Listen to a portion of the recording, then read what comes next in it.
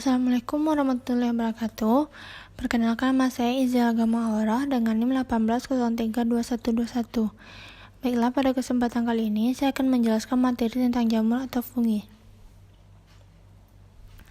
Ada 5 pokok permasalahan yang akan saya jelaskan, yaitu yang pertama tentang pengertian jamur, ciri-ciri jamur, struktur jamur, reproduksi jamur, dan terakhir klasifikasi jamur.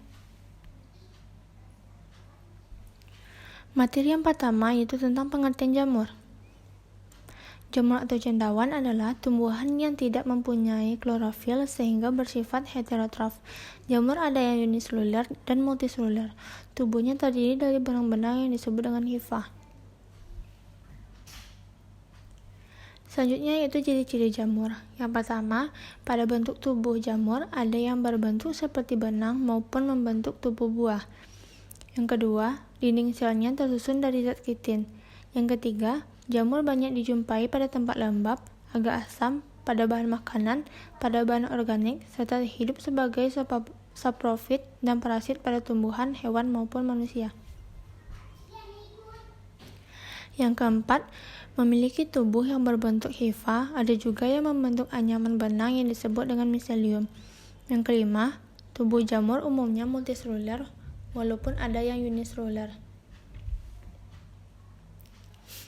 Selanjutnya, struktur jamur atau fungi. Yang pertama, struktur tubuh fungi terdiri atas sel eukariotik yang tersusun oleh dinding sel yang mengandung zat kitin. Benang-benang halus yang menyusun tubuh jamur disebut dengan hifa. Hifa pada jamur bercabang-cabang yang nantinya akan membentuk jaringan yang disebut miselium. Pada beberapa jenis jamur, hifa tidak memiliki sifat yang disebut dengan hifa asepta. Jamur yang sifatnya parasitisme memiliki hifa yang termodifikasi yang dinamakan dengan haustorium. Haustorium ini memiliki ujung yang fungsinya menembus jaringan host dan mengabsorpsi nutrisi dari host. Adapun hifa pada sebagai miselium berdifresiasi membentuk alat reproduksi yang fungsinya menghasilkan spora. Miselium ini dinamakan dengan miselium generatif. Selanjutnya yaitu tentang reproduksi jamur atau fungi. Ada 2 reproduksi jamur yaitu generatif dan secara vegetatif. Yang pertama kita bahas yaitu tentang reproduksi secara generatif atau seksual. Biasanya jamur bereproduksi secara generatif karena kondisi lingkungan yang berubah atau pada kondisi darurat lainnya. Keturunan yang dihasilkan memiliki genetik yang beragam dan lebih adaptif terhadap perubahan lingkungan. Reproduksi secara generatif didahului dengan pembentukan spora seksual yang memiliki jenis hifa yang berbeda. Hifa positif dan negatif yang berkromosom haploid mendekat dengan membentuk gametangium atau organ yang menghasilkan gamet. Gametangium berplasmogami, yaitu peleburan sitoplasma dan kemudian membentuk zigosporangium dikaryotik atau heterokaryotik dengan pasangan nukleus haploid yang belum bersatu. Zigosporangium ini memiliki dinding sel yang tebal dan kasar yang memungkinkan untuk bertahan pada kondisi lingkungan yang buruk dan kering. Bila kondisi lingkungan membaik, zigosporangium akan menjadi karyogami atau peleburan inti sehingga zigosporangium memiliki inti yang berkromosom diploid. Zigosporangium yang berinti haploid akan mengalami pembelahan secara mitosis yang menghasilkan zigospora haploid di dalam zigosporangium. Zigospora haploid akan berkecambah membentuk sporangium bertangkai pendek dan kromosom haploid. Sporangium haploid akan membentuk spora-spora yang haploid yang memiliki keanekaragaman genetik. Bila spora-spora haploid jatuh di tempat sesuai, spora akan berkecambah atau germinasi menjadi hifa jamur yang haploid. Hifa akan tumbuh membentuk jaringan miselium yang semuanya haploid. Selanjutnya, reproduksi secara vegetatif atau aseksual.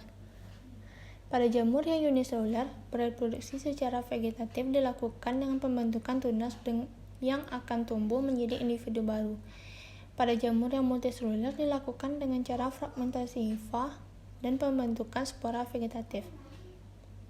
Fragmen hifa atau pemutusan hifa, potongan hifa yang putus tumbuh menjadi individu baru. pembentukan spora vegetatif yang berupa sporangiospora dan conidiospora.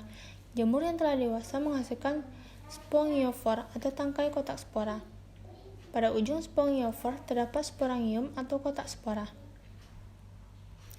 Di dalam kotak spora, pembelahan sel dilakukan secara mitosis dan menghasilkan banyak sporangiospora dan dengan kromosom yang haploid.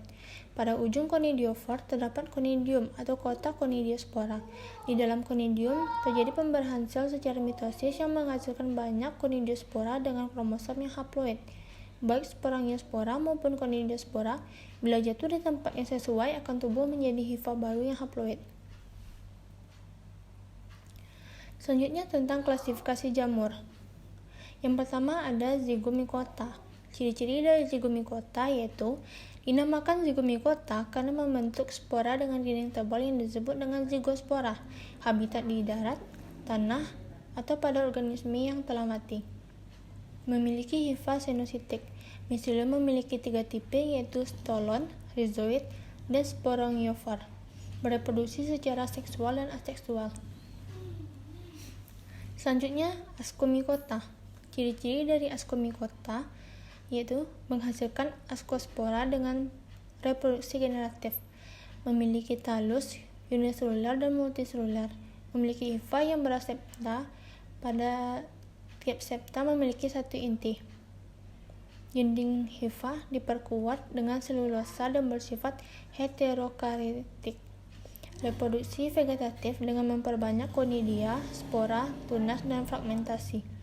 Reproduksi generatif dengan konjugasi yang digunakan untuk membentuk ascospora di dalam ascos.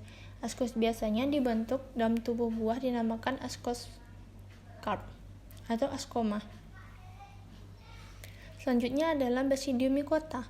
Ciri-ciri dari Basidiomycota yaitu memiliki hifa yang berasepta dengan sambungan apit, bersifat subprob, tubuh buah seperti payung, memiliki tangkai asimetris, pendek, ada yang tidak bertangkai. Basidiospora terdapat pada permukaan lamella atau bilat yang terbentuk di bagian bawah tudungnya. Umumnya dinamakan dengan mushroom. Selanjutnya itu Deuteromycota. Ciri-cirinya yaitu memiliki hifa yang berasepta pada tumbuhan mikroskopis. Reproduksi vegetatif dilakukan dengan membentuk spora dan konidia. Reproduksi generatif belum diketahui sehingga mengapa Deuteromycota disebut dengan jamur tak sempurna. Bersifat multiselular, bersifat parasitisme, atau menyebabkan penyakit pada makhluk hidup lainnya. Baiklah, sekian penjelasan saya tentang materi jamur. Terima kasih telah menyaksikan media pembelajaran ini. Saya akhiri. Wabillahi taufiq wal hidayah. Assalamualaikum warahmatullahi wabarakatuh.